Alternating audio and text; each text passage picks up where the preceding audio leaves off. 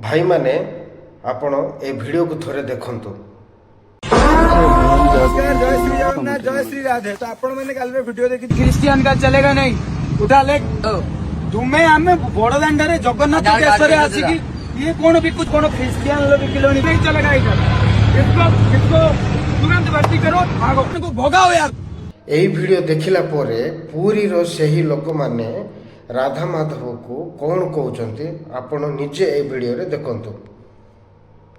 राधा माधव दास जो गरीब लोक पेट मारी जो गरीब लोक मान कहते बड़दाण्ड में बिकी पारनी, प्रथम कथा से बड़दाण्ड नुह।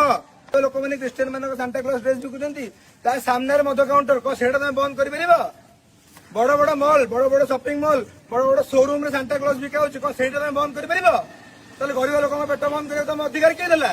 तमें पुरी आसिक निज कौन जगन्नाथ कहते आपको से बिकी पारे कौन आम जगन्नाथ कहते क्रिश्चियन धर्म बोली किसी धर्म नहीं ना किसी निजस्व अधिकार नहीं। कौन आम जगन्नाथ आपको कहते कि बेपार बंद करने को आपड़ देपारे दी पैसा आप जो रोड उठे दी पैसा दे पारे कि पेट पोषण करुले, किंतु राधा माधव ए कथा किछि न बुझी सीधा धर्म उपरे तांको विरोध करिके तांकर बेपार को पूरा उठे देवा को मना करथिले।